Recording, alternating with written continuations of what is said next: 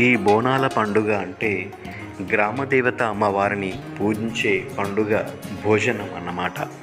దీన్ని కొత్త కుండలో వండి ప్రదర్శనగా వెళ్ళి గ్రామదేవతలకు భక్తి ప్రపత్తులతో సమర్పిస్తారు.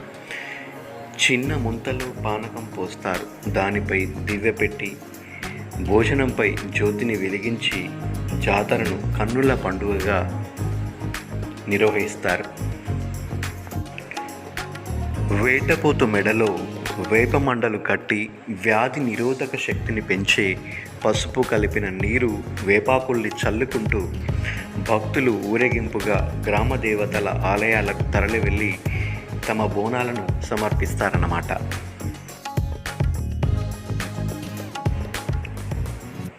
ఇలా ఈ బోనాల సమర్పణ వల్ల దేవతలు శాంతించి అంటువ్యాధులు రాకుండా కాపాడుతారని భక్తుల విశ్వాసం.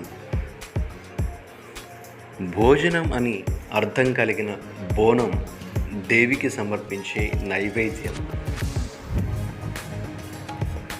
వేరువేరు ప్రాంతాల్లో దీనిని పెద్ద పండుగ, వంటల పండుగ వంటి పేర్లతో పిలుస్తారు. కాలక్రమేణా తర్వాత కాలంలో బోనాల పండుగగా మారింది.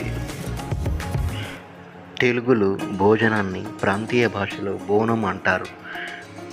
బోనాలు అనేవి ఒక జాతర పండుగ అన్నమాట.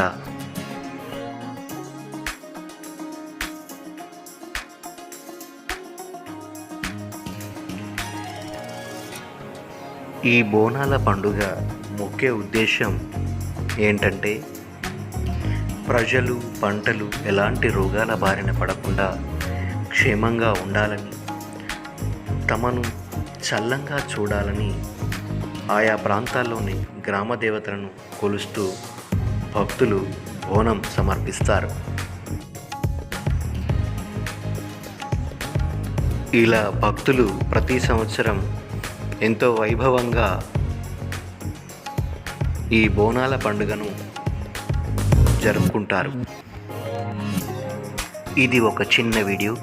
ఈ వీడియో మీకు నచ్చినట్లయితే ప్లీజ్ లైక్ చేయండి, షేర్ చేయండి, కామెంట్ చేయండి, అలాగే సబ్స్క్రైబ్ చేసుకోండి. Thank you.